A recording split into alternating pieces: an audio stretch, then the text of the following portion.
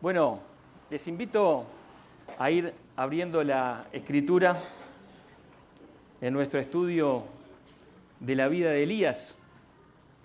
Y saben que hoy toca un capítulo bien especial que sin duda la mayoría de ustedes recuerda, los que han estudiado la vida de este gran profeta, que es el capítulo 19.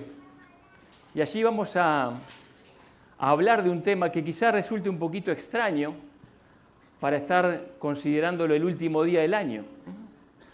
Pero sin duda que es muy necesario conversarlo y hablarlo juntos y analizarlo, porque vamos a ver ese momento de desaliento, de desánimo en la vida de Elías y cómo Dios lo levantó y cómo Dios trabajó en su corazón.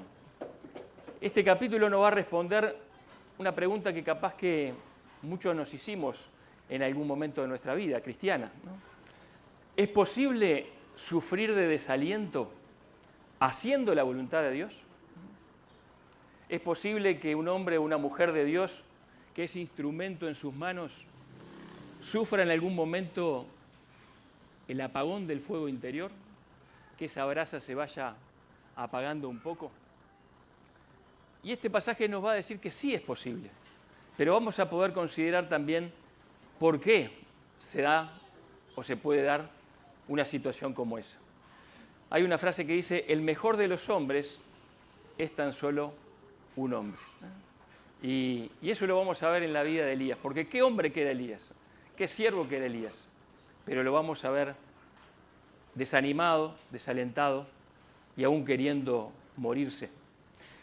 Recuerdan que Elías venía de una gran victoria, venía del Monte Carmelo, ya los profetas de Baal están fuera de combate, han sido eliminados, ya ha caído lluvia sobre aquella tierra árida de Israel, ya ha quedado demostrado que Jehová es el Dios verdadero, que fue lo que reconoció el pueblo cuando vio ese fuego cayendo del cielo, pero va a pasar algo que quizá para un lector inicial de la Escritura es algo sorpresivo, es algo llamativo. Sin duda que el corazón de Elías ardía como nunca ahí en el Monte Carmelo, ¿verdad? Cuando vio la manifestación poderosa de Dios, cuando el pueblo parecía que se volvía de corazón a su Dios, y bueno, y Elías estaba en el sumum, ¿no?, del fuego ardiendo en su corazón. Pero va a pasar esto que vamos a leer en Primera de Reyes 19, y vamos a leer hasta el versículo 18, y ese es nuestro pasaje en este día. Dice, Acab, el rey Acab, dio a Jezabel, la reina, la nueva de todo lo que Elías había hecho y de cómo había matado a espada a todos los profetas. Entonces envió Jezabel a Elías un mensajero diciendo, así me hagan los dioses y aún me añadan, si mañana a estas horas yo no he puesto tu persona como la de uno de ellos. Viendo pues el peligro, se levantó y se fue para salvar su vida y vino a Beerseba que está en Judá y dejó allí a su criado. Y él se fue por el desierto un día de camino y vino y se sentó debajo de un enebro y deseando morirse, dijo, basta ya, oh Jehová, quítame la vida, pues no soy yo mejor que mis padres. Echándose debajo del enebro, se quedó dormido. Y aquí luego un ángel le tocó y le dijo, levántate, come. Entonces él miró y aquí a su cabecera una torta cocida sobre las ascuas y una vasija de agua, y comió y bebió y volvió a dormirse. Y volviendo el ángel de Jehová, la segunda vez lo tocó diciendo, levántate y come, porque largo camino te resta. Se levantó pues y comió y bebió y fortalecido con aquella comida, caminó 40 días y 40 noches hasta Horeb, el monte de Dios. Y allí se metió en una cueva donde pasó la noche. Y vino a él palabra de Jehová, el cual le dijo, ¿qué haces aquí, Elías?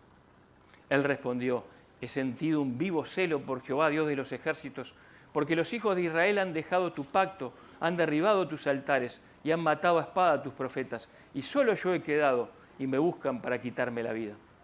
Él le dijo, sal fuera y ponte en el monte delante de Jehová. Y aquí Jehová que pasaba, y un grande y poderoso viento que rompía los montes, y quebraba las peñas delante de Jehová. Pero Jehová no estaba en el viento. Y tras el viento un terremoto, pero Jehová no estaba en el terremoto. Y tras el terremoto un fuego, pero Jehová no estaba en el fuego. Y tras el fuego un silbo apacible y delicado. Y cuando lo oyó Elías, cubrió su rostro con un manto y salió y se puso a la puerta de la cueva. Y aquí vino a él una voz diciendo, ¿qué haces aquí, Elías? Él respondió, he sentido un vivo celo por Jehová, Dios de los ejércitos, porque los hijos de Israel han dejado tu pacto, han derribado tus altares y han matado a espada a tus profetas, y solo yo he quedado y me buscan para quitarme la vida. Y le dijo Jehová, ve, vuélvete por tu camino, por el desierto de Damasco, y llegarás y ungirás a Hazael por rey de Siria. A Jehú, hijo de Nimsi, ungirás por rey sobre Israel, y a Eliseo, hijo de Safat, de Abel Meola, ungirás para que sea profeta en tu lugar. Y el que escapare de la espada de Hazael, Jehú lo matará, y el que escapare de la espada de Jehú, Eliseo lo matará. Y yo haré que queden en Israel 7,000, cuyas rodillas no se doblaron ante Baal y cuyas bocas no lo besaron. Qué momento, ¿verdad? Acab le cuenta a Jezabel, la reina, lo sucedido, y la reacción no se hace esperar. Y Jezabel le asegura, por medio de un mensajero a Elías, que su cabeza tenía precio y que en 24 horas iba a estar muerto. En 24 horas su vida ya no sería más. Y uno ve que Elías huye, y lo vemos con la imaginación, ¿verdad? Lo vemos triste, desanimado, preso de un desaliento mortal. ¿Qué pasó? ¿Cómo es posible que alguien que hace apenas un día estaba con todo el fuego de la pasión por Dios se encuentre ahora así como está Elías? Hace solamente 24 horas estaba solo con Dios contra todos, parado, puesto de pie, levantando el estandarte, levantando la bandera, y ahora lo vemos queriendo morirse debajo de un árbol tirado. ¿Es ese Elías el profeta de fuego? ¿Es el mismo hombre cuya vida nos había inspirado para ir para adelante a todos?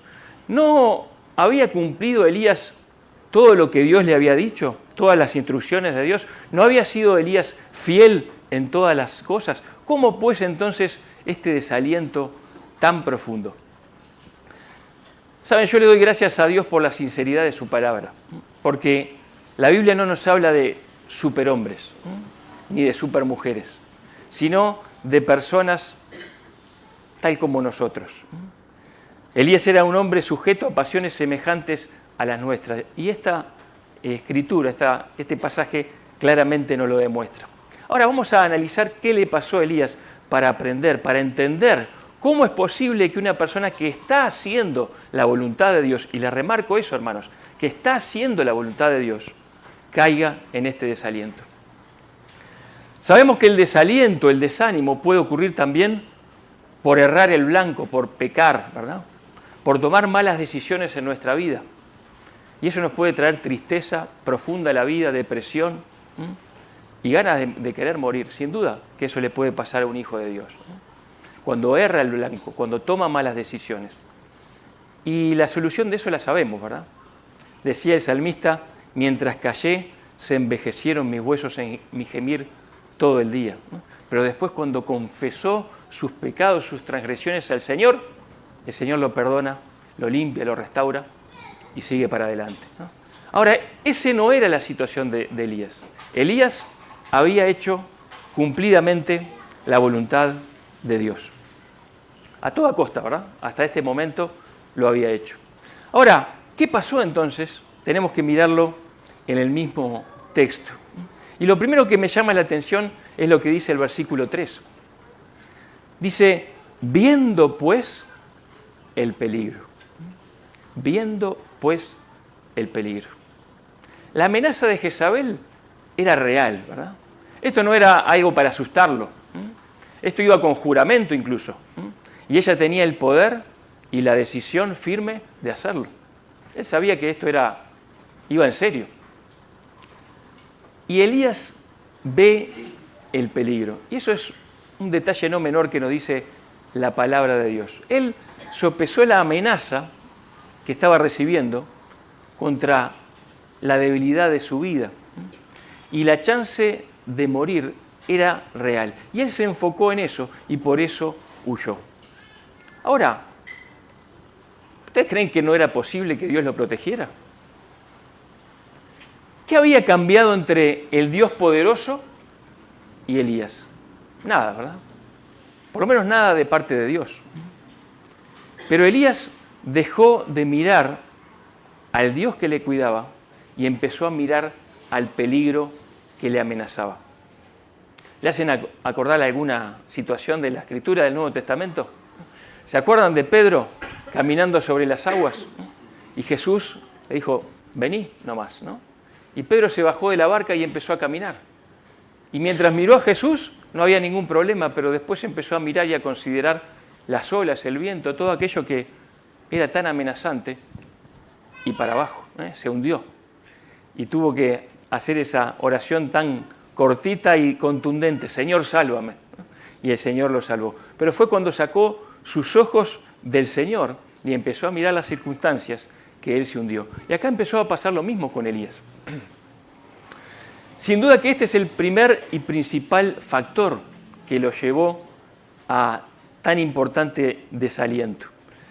Sacar nuestra mirada, queridos hermanos, sacar nuestra mirada de aquel que nos sostiene para ponerla en las circunstancias, siempre va a traer a nosotros ansiedad, siempre va a traer ese reflejo de querer huir, esa inseguridad tan profunda que nos puede atacar. Y él huye para salvar su vida.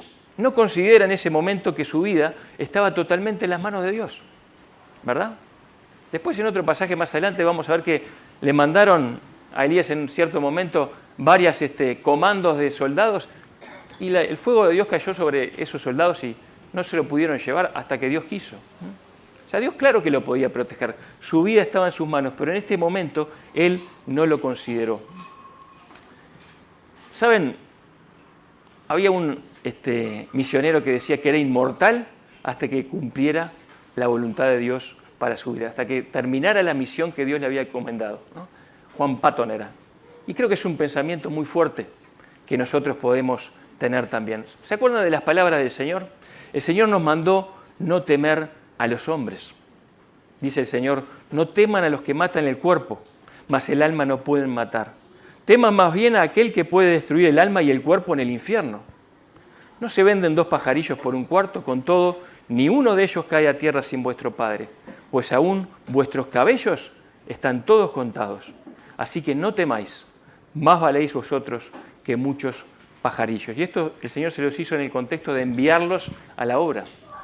No teman a los hombres, no teman a los hombres. Si nosotros pensamos que nuestra vida peligra, si nos enfocamos en eso, en alguna situación, más que nada podríamos pensar en la persecución, ¿no? Capaz que nosotros podríamos llegar a peligrar el trabajo o alguna otra cosa, ¿no?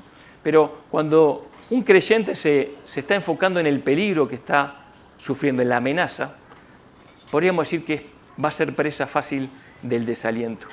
Había un pastor evangélico también en el régimen soviético, allí en Polonia, que cuando lo amenazaron de que no predicara más el evangelio, él le dijo así a aquellos que le amenazaban: vuestra alma principal es matar, pero la mía es morir. Saben, hermanos, por la obra de Cristo hemos muerto y nuestra vida está escondida con Cristo en Dios. Si tratamos de salvar nuestro propio pellejo, estamos expuestos a que esas amenazas nos hagan caer. Nunca consideres el poder del enemigo que te amenaza, sino más bien mirá el poder de Dios que te sostiene. Dios está al control de todas las circunstancias de nuestra vida, de todas las circunstancias de la vida de sus siervos. Y en eso tenemos que descansar para que el desaliento no nos derrumbe. Elías no era un profeta solo, desamparado, y perseguido. Pero así se empezó a ver. Y esa visión empezó a nublar sus sentidos espirituales. Él, cuando llega a cierto lugar, le dice a su criado que se quede allí. Se queda solo. Capaz que porque lo quería cuidar, porque en ese momento era un fugitivo, ¿verdad? Capaz que quería cuidar al criado y lo dejó en ese lugar para seguir solo. Pero esto es una tendencia de alguien que está desanimado. Una tendencia de alguien que está deprimido. El quedar solo, el aislamiento. Y saben, eso contribuye al desaliento. Aquellos que están desalentados, desanimados, tienden a la soledad, y eso es un círculo vicioso que nos hunde en pensamientos tristes, depresivos. Al quedar aislados, impedimos que Dios utilice el ministerio de la iglesia para bendecirnos, para ayudarnos. Lo peor que podés hacer, hermano o hermana, si estás desanimado, es no venir a la iglesia, no congregarte, no estar juntos con los hermanos de la iglesia. Es lo peor, porque entras en ese monólogo interno de caída. Mejor busca un hermano, busca un amigo espiritual, un consejero confiable, que te hable la palabra de Dios, que te ayude. Busca que la iglesia te ministre, no te aísles, no te quedes solo. Y en ese tiempo de soledad, caminando, empezó en ese monólogo interno, ¿no? Y eso lo terminó de hundir. Elías no dedicó ese tiempo de soledad a buscar a Dios en ese momento, a orar, sino que sin duda que sus pensamientos iban y venían, ¿no? De lo que estaba viviendo, del sinsentido de ser así perseguido, de ser de esta manera amenazada su vida. Quizás Elías tenía una expectativa poco realista de lo que iba a pasar con el pueblo de Dios, ¿no? Quizás pensó que después del Monte Carmelo todo estaba solucionado. Y yo pensaba en esto también, ¿no? A veces tenemos expectativas poco realistas de las cosas que pasan en nuestra vida. Y eso también nos puede desalentar. Cuidado cuando pienso, esto se va a arreglar porque yo ya oré. O esto se va a arreglar porque yo ya hablé. Por lo general las cosas son bastante más complejas. Y hacemos bien en saberlo. Porque si pensamos que son así de simples, podemos perder la visión y pensar que todo lo que nos está ocurriendo es un despropósito. Elías llegó a una conclusión muy triste en ese monólogo interno de que todo estaba mal. Y llegó a la conclusión de que solo terminar con su vida era la solución. Qué triste, ¿verdad? Qué triste. ¿Hasta dónde podemos llegar con nuestros pensamientos cuando están vacíos de Dios? Y esto, queridos, le puede pasar a un creyente. Y esto le puede pasar a un siervo de Dios, a una sierva de Dios, como era Elías. Capaz que para sorpresa de algunos, pero la Escritura nos dice que puede pasar. Ahora, el enfoque de Elías estaba en su propia miseria. Él estaba pensando en lo insuficiente que él era para la tarea. Soy un desastre. Señor, no soy mejor que mis padres. No sirvo para nada, no valgo. Pobre de mí. Y saben, hermanos, la autocompasión, esto de empezar a vernos como pobrecitos, es enemigo de la vida espiritual. La autocompasión es enemiga de la vida espiritual. Si estás entrando en un sistema de pensamientos de autocompadecerte, de pensar pobrecito de vos mismo, las circunstancias, lo que te está pasando, tenés que salir de allí. Porque eso solamente te hunde en la depresión, en el desaliento. ¿Se acuerdan cuando a través de un comentario a lo Pedro sugirió a Jesús que se autocompadeciese?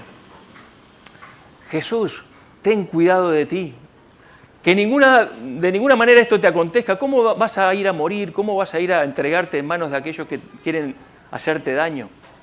¿Y se acuerdan cómo respondió Jesús? Firmemente, fuerte. Quítate delante de mí, Satanás. Me eres tropiezo, porque no pones la mira en las cosas de Dios, sino en la de los hombres. Y eso es exactamente lo que hace la autocompasión en tu vida y en mi vida.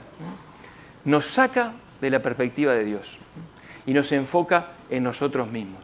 Y todo lo que me han hecho, y pobrecito de mí. Esto nos hace tener la tendencia a mimarnos, a cuidarnos, a salvarnos a nosotros mismos.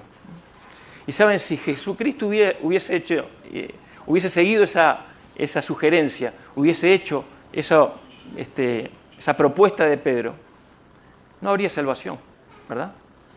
Si Él se salvaba a sí mismo, no había salvación para nosotros. Gracias a Dios que el Señor Jesucristo reaccionó así y no siguió ese consejo. Y si vos y yo nos autocompadecemos, estamos fuera del plan de Dios en ese momento. Estamos errando. No lo hagas. Cuando veas que tu corazón va hacia la autocompasión, tirá de la rienda, porque por ahí no es. Ahora, sumale a todos estos factores la tensión extrema que había vivido hace poquito, la falta de descanso físico, la soledad, y tenés el cóctel perfecto, podríamos decir, para el desaliento absoluto. Y ahí se tiró abajo del árbol y se quedó dormido. Te pregunto, ¿has tenido la experiencia de querer dormir y no despertarte? ¿Has tenido la experiencia de que las noches te asusten y de que los días sean grises, que no traigan una expectativa de ningún bien? No tengas miedo, porque también le ha pasado a siervos de Dios en la historia. Si fuéramos a hacer un raconto de los factores que han influido para que pasara esto, en orden creciente de importancia podríamos decir así: un gran cansancio físico y mental. Empiecen a mezclar, ¿no? Una expectativa de cambios poco realista y sobre todo una pérdida de enfoque en lo espiritual, con autocompasión y visión puramente humana de lo que está ocurriendo. Y eso llevó a Elías a querer morir. ¿Has estado en esta situación, hermano, hermana?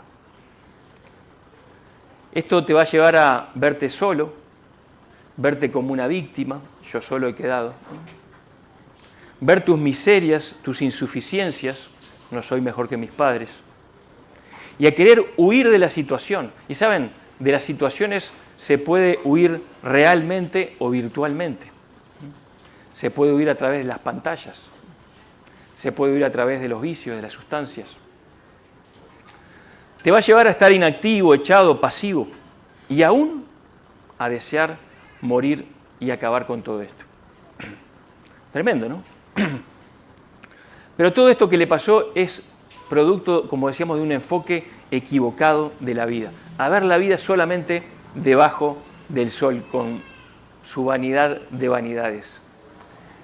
Si estamos así, tiene que pasar algo que nos saque de esa visión errada. Y a partir de ese momento empezamos a ver el trato de Dios con Elías. Y es maravilloso considerarlo, por lo que Dios hace en su vida. Es un trato amoroso, compasivo, condescendiente. Un trato sabio y certero. Dios no se enojó con él. ¿Se dan cuenta de eso? Pero lo que Dios iba a hacer es sacarlo de su ensimismamiento, de su autoencierro. Y ¿sabes una cosa? Si vos estás desalentado, Dios no está enojado contigo, pero Dios quiere sacarte de tu encierro, de tu ensimismamiento.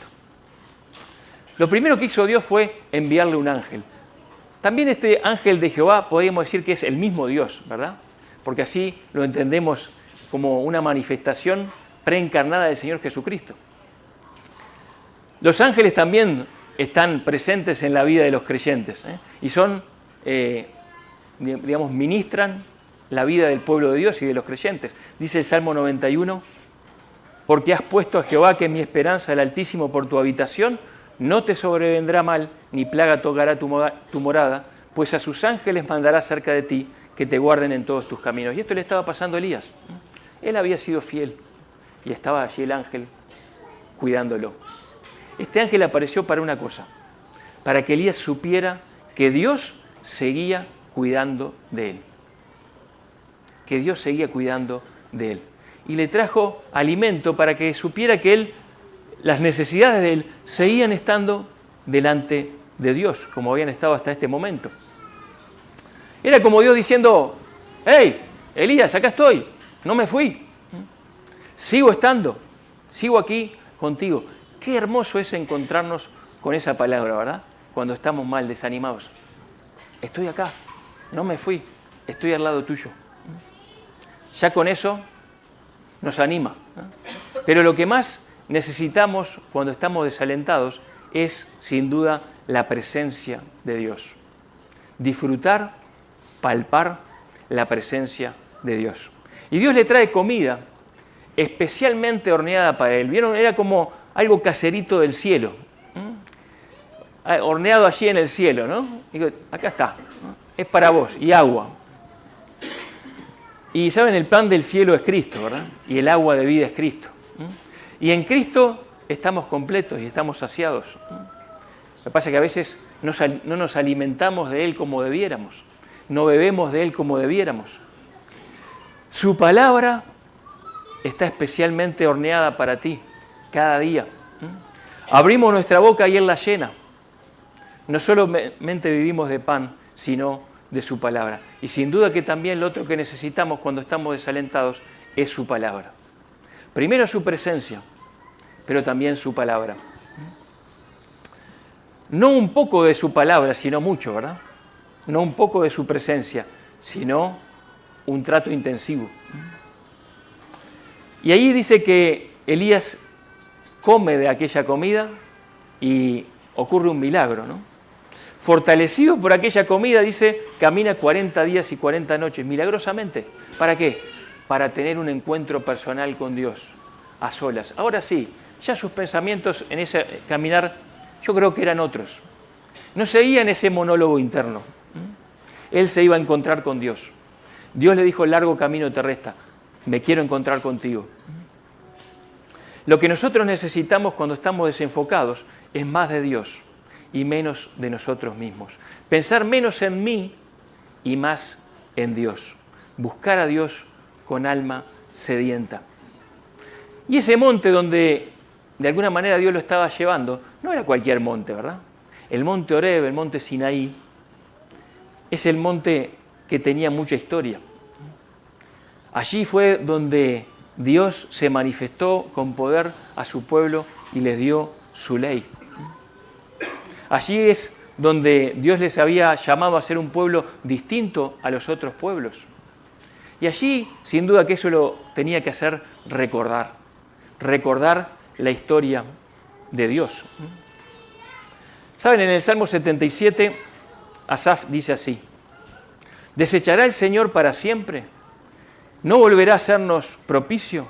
¿Ha cesado para siempre su misericordia? ¿Se ha acabado perpetuamente su promesa? ¿Ha olvidado Dios el tener misericordia? ¿Ha encerrado con ira sus piedades? Dije: enfermedad mía es esta. Traeré pues a la memoria los años de la diestra del Altísimo. Me acordaré de las obras de Jehová. Sí, haré yo memoria de tus maravillas antiguas. Meditaré en todas tus obras y hablaré de tus hechos. Asaf entendió que esos pensamientos que eran todos para atrás, ¿no?, para abajo, solamente tenían una solución, y era volver al pasado, recordar lo que Dios había hecho en la vida del pueblo. Querido, si estás mal, no tenés que revolver en tu pasado, tenés que volver al pasado de Dios, lo que Dios ha hecho en tu vida. No lo que a vos te ha pasado, sino lo que Dios ha hecho con tu vida, empezando por la cruz. Empezando por la cruz. Cuando Elías llegó, hizo lo que haría cualquier deprimido, ¿no? Se metió en la cueva y pasó allí la noche. Esa es la tendencia, ¿no? Cueva, soledad, estar encerrado. Pero Dios lo iba a sacar de la cueva. Y el Señor le habla y lo llama por su nombre y le dice: ¿qué haces aquí, Elías? De alguna manera Dios quería que él definiera su situación. ¿Qué haces aquí? ¿Cómo es que llegaste hasta este lugar, hasta esta situación? ¿Qué te pasó? ¿Qué te está pasando? Capaz que cada uno de nosotros podía preguntarse esto mismo de parte de Dios. ¿Qué haces aquí, Mauricio? ¿Qué haces aquí? Y pone tu nombre. Si estás en una situación de desánimo, de estar metido en una cueva, ¿qué te trajo hasta este momento? Y Dios quiere que Él defina, y Él define lo que le estaba pasando. Y saben, a veces tratar de definir con palabras lo que nos está pasando nos ayuda a entender cómo estamos razonando las cosas. Y Elías hace su definición, y no es una definición del todo correcta, por lo menos no era completa. Y a veces a nosotros nos pasa lo mismo. Tenemos una composición de lo que nos está pasando, pero no es completa. Nos faltan algunas cosas muy importantes, ¿no? Y yo quiero pensar en lo que Elías le dice a Dios, que se lo repite 2 veces. El hecho de que él tenía un vivo celo por el Señor es un hecho incuestionable, ¿verdad? Elías era un hombre fiel y fervoroso. Eso era correcto, ¿no? Que el pueblo había hecho cualquier desastre, era un hecho incuestionable. Es decir, es indignante, es deprimente. ¿Hay razones para estar mal? Hay razones para estar mal. Solo yo he quedado. Eso no, ¿verdad? Esa parte venía de la definición humana de Elías, ¿no? No era verdadera. Dios tenía muchos más. Dios tenía 7.000 que no habían doblado sus rodillas delante de Dios. Delante de Baal, perdón. Ahí está. Aunque él no lo sabía. Y esta otra parte, me buscan para quitarme la vida, también era real. Era totalmente verdadera. Pero lo que había olvidado era que ese Dios poderoso, ese Dios amoroso, ese Dios que lo cuidaba, seguía con él. Seguía con él. Y entonces Dios le va a responder a Elías, pero no le va a responder verbalmente, por lo menos no de entrada, ¿no? Sino que le responde, podríamos decir, presencialmente. Dios le manda primero salir de la cueva y presentarse delante de Dios. Y pasa el Señor. Esto es una de las cosas misteriosas del Antiguo Testamento y de la Escritura, ¿verdad? Pasa el Señor. Y un gran y poderoso viento, yo me imagino como un huracán, porque rompía piedras, era una cosa impresionante, ¿no? Pero Dios no estaba en esa manifestación poderosa. Y un terremoto, y siempre los terremotos son aterradores, ¿verdad? Que se te mueva el piso, a nadie le puede dar ninguna gracia. Pero el Señor no estaba en esa manifestación aterradora. Y luego un fuego, no sé, yo me imagino un gran incendio, o capaz que fuego del cielo, no lo sé, ¿no? Pero es algo muy atemorizante. De esas manifestaciones que uno diría, esto, el que ve esto, queda así, se cae, ¿no?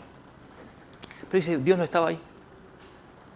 Y después la Escritura nos dice, y luego de esto, un silbo apacible y delicado. Y la Escritura no nos dice que Dios estaba ahí, pero por la reacción de Elías entendemos que sí. Un silbo apacible y delicado. ¿Saben? La obra de Dios se parece a esto. Es apacible, delicada, silenciosa, pero contundente. Cuando vino el Salvador, Jesús, no levantó armas, no hizo descender fuego del cielo sobre aquellos que lo rechazaron. Solo habló palabras de sabiduría, sanó a todos los que encontró por delante, ayudó a todos, caminó silenciosamente hacia la cruz.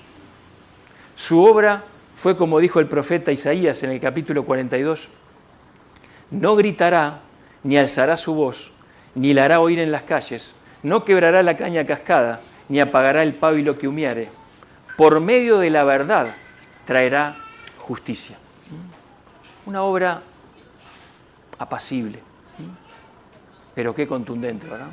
La obra del Señor no es aquella que hace más ruido, no es aquella que destruye todo lo que está a su paso, es la que transforma vidas y corazones, es la que fortalece a las familias, es la que hace que el ladrón deje de robar y empiece a trabajar, es la que hace que aquel que odiaba deje de odiar y empiece a amar. Es una obra silenciosa de edificación, de restauración, de frutos, de vida. Y Dios le pregunta la segunda vez y el profeta da la misma respuesta. Dios le habla después de esto. Y lo único que le habla a Dios es acerca de los planes que él tenía para Elías. O sea que lo que Dios le dice es, yo sigo obrando. Yo tengo propósitos para tu vida, para mi pueblo, para la historia. Nada cambió, Elías.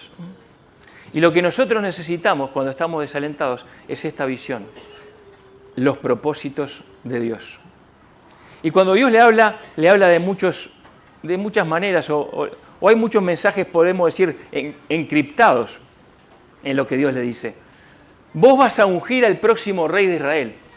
O sea que iba a sobrevivir a Acab y a Jezabel, ¿verdad? Era un mensaje oculto en eso que le estaba diciendo. Vos vas a ungir al próximo rey de Siria, porque Dios es Dios también sobre las naciones, sobre todas las naciones, ¿no? Y vos vas a ungir, a mentorear, a capacitar y a motivar a tu sucesor. Porque la obra de Dios no se termina con un hombre, por más fiel que éste sea, por más determinante que sea su ministerio, los hombres pasamos y la obra sigue. Lo importante es pasar la posta y pasarla bien. ¿Vieron en la carrera de posta? Hay un tiempo, una distancia y una manera de pasar la posta. Y hay que pasarla bien. Hay que pasarla bien. Y esto fue todo lo que le dijo Dios, ¿no? Con pocas palabras, ¿verdad? Dijo todos estos mensajes. Hay otra cosa, no estás solo, ¿eh? No estás solo. Nunca estuviste solo. Hay 7.000 fieles anónimos. Podemos pensar, la obra de Dios es mucho, mucho, mucho más grande que lo que nosotros sabemos, que lo que nosotros nos imaginamos. Es mucho más grande que lo que un hombre puede abarcar. Y después de este trato especial que Dios hace con Elías, vemos la vida de Elías totalmente restaurada. Su ánimo vuelve y la obra continúa. Esa brasita que se estaba apagando empieza a arder de vuelta y empieza a quemar todo alrededor. Hermano, hermana, querida, querido, ¿quisieras ver tu ánimo restaurado? Dios tiene la respuesta. ¿Qué fue lo que levantó el ánimo del profeta? Bueno, salir del mismo y venir a Dios. Estar en la presencia de Dios. Recibir su cuidado y su trato personal. Recibir su palabra, que cambió la perspectiva de lo terrenal a lo eterno, de lo material a lo espiritual. Considerar la obra de Dios y sus planes que continúan sin cesar, los propósitos que Dios tiene para tu vida, para mi vida, para la iglesia, para el mundo. Mirá a Dios. Si estás desanimado, si estás desanimada, mirá a Dios. Solo Él tiene la maravillosa capacidad para hacer que esa brasa que se estaba apagando vuelva a encenderse. Así que no se apague el fuego. Avívalo. Mirá al Señor y Él te va a restaurar. Dice el Salmo 27:13, hubiera yo desmayado si no creyese que veré la bondad de Jehová en la tierra de los vivientes. Hermanos, no desmayemos, confiemos. Porque como dijo Isaías, y esta es la última cita, Él da esfuerzo al cansado y multiplica las fuerzas al que no tiene ningunas. Los muchachos se fatigan y se cansan, los jóvenes flaquean y caen, pero los que esperan a Jehová tendrán nuevas fuerzas, levantarán alas como las águilas, correrán y no se cansarán, caminarán y no se fatigarán. Así sea en nuestra vida y que Dios bendiga su palabra a nuestros corazones. Amén.